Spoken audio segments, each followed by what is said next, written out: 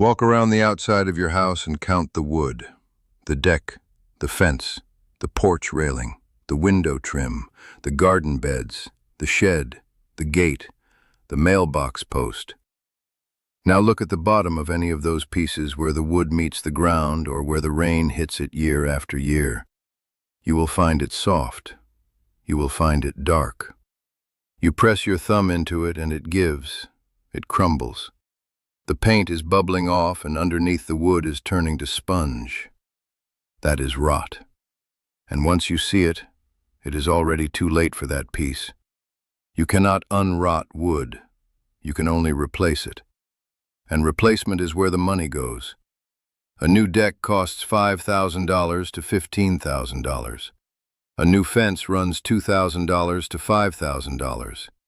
New porch rails, new trim, new posts every few years for the entire life of the house.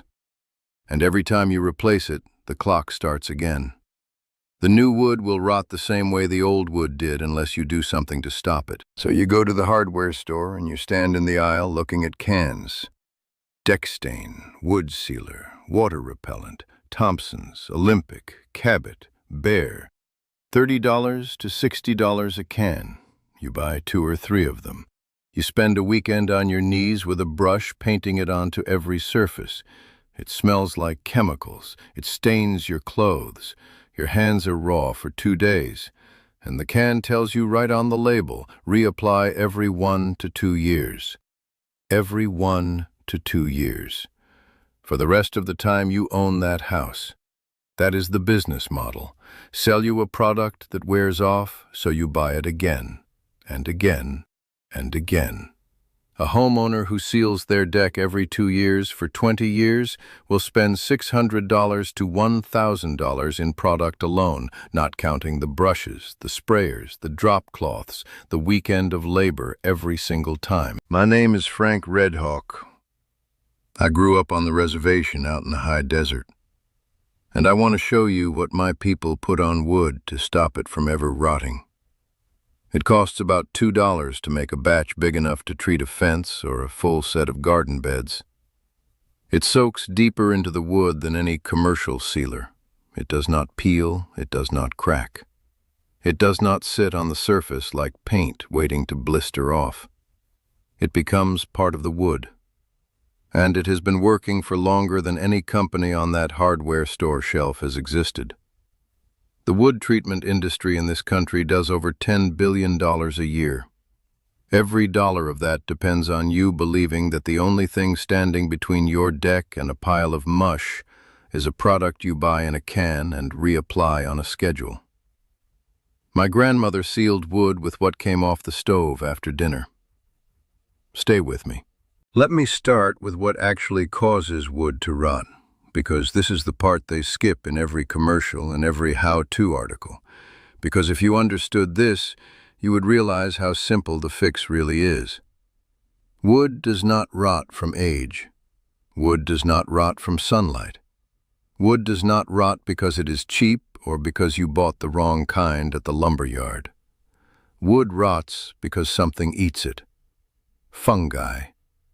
Microscopic organisms that digest the fibers of the wood and break them down into soft, crumbling mush. That is all rot is. A living thing eating your fence. And just like every living thing, that fungus needs specific conditions to survive. It needs 2 things, moisture and oxygen.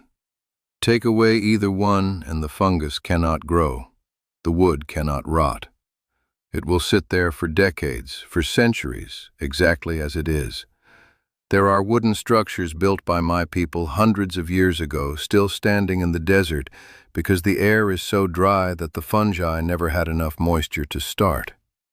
There are wooden ships pulled off the bottom of lakes after 200 years with the wood perfectly sound because there was no oxygen underwater for the fungus to breathe. You are not going to sink your deck in a lake. But you can do the next best thing. You can seal the pores of the wood so completely that moisture cannot get in and oxygen cannot reach the fibers. And the thing that does this better than any product in a can is the simplest substance you can imagine. Fat. Animal fat. The same rendered tallow that my people used to make pemmican, to waterproof leather, to seal baskets, to protect every surface that needed to survive the weather. Here is the method. You need two things: rendered tallow and beeswax. That is it. 2 ingredients. Rendered tallow you already know how to make if you watched my video on meat preservation. Beef fat, cut small, melted slow over low heat, strained through cheesecloth into a clean jar. Clear, golden fat. You can also buy it already rendered in a jar at most grocery stores now for about $8 to $12. Or you can ask any butcher for beef fat trimmings, render it yourself, and your cost drops to almost nothing. Beeswax you can buy at any craft store, any candle supply shop, or online. A block of pure beeswax costs about $5 to $8, and a little goes a long way. You can also check local beekeepers. Many of them sell beeswax by the pound, and it is often cheaper than the store. Now here is how you make the mixture. Take 1 part beeswax and 2 parts rendered tallow by volume. Put them together in a pot or an old coffee can on the stove over low heat. Melt them together slowly, stirring until the beeswax dissolves completely into the tallow. It turns into a smooth, golden liquid that smells like a warm kitchen. That is your wood grease. That is the whole formula. If you want it harder for outdoor wood that takes a beating, add a little more beeswax. If you want it softer for easy application, add a little more tallow. The ratio is not precious. Somewhere around 1 to 2 or 1 to 3 beeswax to tallow works. My grandmother did not measure. She added wax until it felt right when it cooled on her fingertip. Firm, but not brittle, like a candle that gives when you press it. Now let me tell you why this works and why it works better than what they sell you in a can. Commercial wood sealers sit on the surface of the wood. They form a film on top. That film is what keeps the water out. But because it is sitting on top, it is exposed to the sun, the rain, the freeze and thaw cycle. The UV breaks it down. The water works under the edges. The cold cracks it.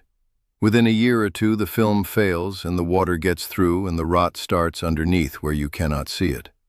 By the time you notice the soft spot, the damage is deep. The tallow and beeswax mixture does not sit on top. It soaks in. The tallow is liquid when you apply it warm, and it penetrates deep into the pores and grain of the wood, filling the tiny channels that water would normally travel through. Then as it cools, it solidifies inside the wood, and the beeswax component hardens it further, locking it in place. The protection is not a film on the surface. It is inside the wood itself. There is nothing on top to crack or peel or blister because the sealer is not on top. It is in. Water hits the surface and has nowhere to go. It beads up and rolls off because every pore it would normally seep into is already filled with wax and fat. The wood stays dry inside. The fungi have no moisture to work with.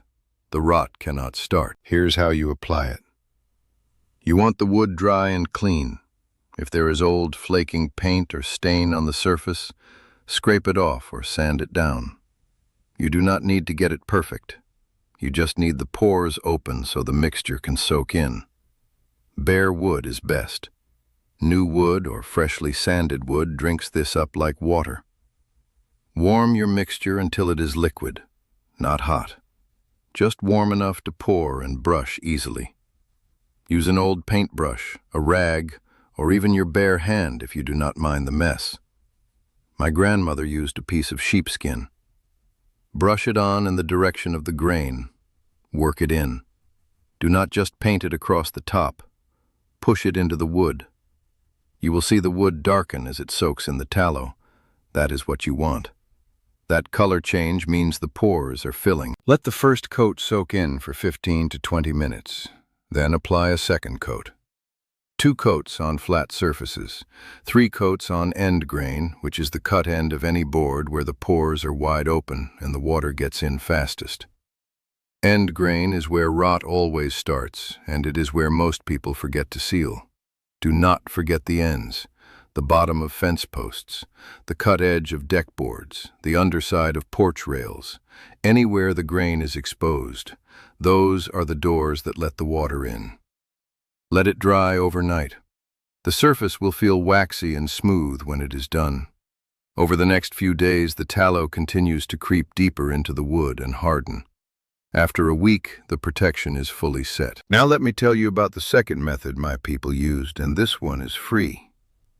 Pine pitch. The resin that bleeds out of pine trees when the bark is damaged. That sticky golden sap that gets on your hands when you handle pine firewood. That is a natural wood preservative that has been used by indigenous people on every continent where pine trees grow. You can collect it yourself from any pine tree that has a wound or a broken branch. Look for the amber-colored lumps of hardened resin on the trunk. Scrape them off with a knife into a tin can. Heat the can gently over a fire or a stove until the resin melts into a thick liquid. Strain out any bark or debris, and brush it onto wood the same way you would the tallow mixture. Pine pitch is harder and more brittle than the tallow blend. It dries to a firm amber shell that is almost like a natural varnish. It is better for wood that does not flex, fence posts, structural beams, the bottom of poles that go into the ground. My people coated the buried ends of lodge poles with pine pitch before setting them in the earth, and those poles stood for decades in wet soil without rotting. The pitch sealed the wood so completely that the moisture in the ground could not reach the fibers. I have seen posts pulled out of the earth after 30 years, and the section coated in pitch was still hard and golden underneath, while the uncoated section above the ground had weathered to gray. You can mix pine pitch with a little tallow to make it more flexible if you want.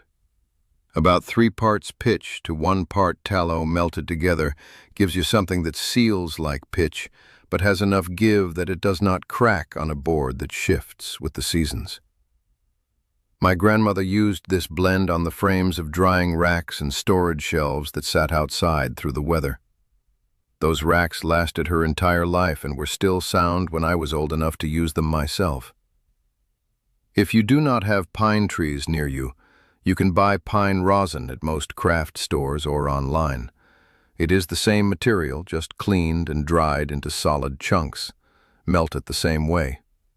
A small bag costs a few dollars and goes a long way because you use it thick on the areas that matter most. For outdoor furniture, deck boards, anything that gets walked on or moved or flexed, the tallow and beeswax blend is better because it moves with the wood as it expands and contracts through the seasons without cracking. For structural wood, posts, beams, anything static that sits in one place and takes moisture from the ground or the rain, pine pitch is as good as anything made in a factory, and it grows on trees for free. Now let me be honest with you. This is not a one-time and forget treatment. Nothing is, no matter what the label says. Wood outdoors takes a beating. Sun, rain, snow, freeze, thaw, year after year. The tallow and wax will last longer than a commercial sealer because it is inside the wood rather than on top of it. But after 2 to 3 years of hard weather, the outer surface will start to dry out and lose some of its protection. You will need to reapply. The difference is that reapplying costs you $2 in materials and takes an afternoon, not $60 in cans and not a full weekend of scraping and prep. You warm the mixture, brush on 1 coat, and the wood drinks it back in. 30 minutes for a fence. An hour for a deck. The reapplication is fast because the wood is already sealed underneath. You are just refreshing the surface. Also, this treatment darkens the wood. The tallow soaks in and gives it a rich golden amber tone. If you want your fence to stay bright white pine, this is not the method for you. But if you want wood that looks warm, aged, oiled, the way old wood is supposed to look, you will love what this does to the grain. And one more honest word. If the wood is already rotted, this will not fix it. You cannot grease a sponge and call it a board. If the rot is deep, the wood is done and needs to be replaced. This is prevention. Apply it to sound wood and the rot never starts. Apply it to new wood and that new wood stays new for years instead of months. Here is what should bother you. The wood preservation industry sells you a can of chemicals for $30 to $60. The active ingredients in most deck sealers are petroleum-based synthetics, paraffin waxes, and mineral spirits. They are made in a refinery. They off-gas fumes that the label warns you about. They tell you to wear gloves and work in ventilation. And they wear off in 12 to 24 months, so you buy another can. My grandmother sealed wood with the fat from dinner and the wax from the bees she kept behind the house. No fumes, no gloves, no warning label, no recurring purchase. The wood lasted years. The grease cost nothing. And nobody in the family ever counted the months until the next application because there was no schedule. You checked the wood in the spring, rubbed a little more tallow into the dry spots, and moved on with your life. The commercial product is not better. It is more convenient to buy, and it is more profitable to sell. Those are two different things, and they have nothing to do with how well the wood is protected. Here is what I want you to do. Next time you cook a roast, save the fat. Render it. Strain it clean. Buy a small block of beeswax. Melt them together, 1 part wax to 2 parts tallow. Pour it into a jar and let it cool. Pick one piece of wood on your property that takes weather. A fence post, a garden bed rail, one deck board on the edge that always looks the worst. Clean it. Sand it if you need to. Warm the mixture and brush it on. 2 coats. Let it soak. Then wait. Watch it through a rainstorm. Watch the water bead up and roll off. Watch it through the summer. Watch it through the fall. Come back next spring and feel the wood. Press your thumb into it. It will be hard and sound and dry. And you will understand what my grandmother understood, which is that the simplest protection is the one that becomes part of the thing it is protecting. Tell me in the comments what piece of wood on your property is giving you trouble right now. The fence that is going soft, the deck that is turning gray, the garden bed that is crumbling at the corners. I want to hear where your rot is, and I want to hear what happens when you try this on it. I read every one of these, every single one. Next time I'm going to show you the native smoke method that clears every bug out of your house for weeks. Mosquitoes, flies, ants, spiders. A blend of dried plants that my grandmother burned in a clay dish on the porch that kept everything with wings or legs from coming near the house. It costs nothing. It takes 10 minutes. And it smells better than anything you will ever spray out of a can. Until then, render the fat, melt the wax, and remember that the people who built on this land for thousands of years before the hardware store and the paint aisle kept their wood standing with what came from the animal and the hive. And that wood is still standing.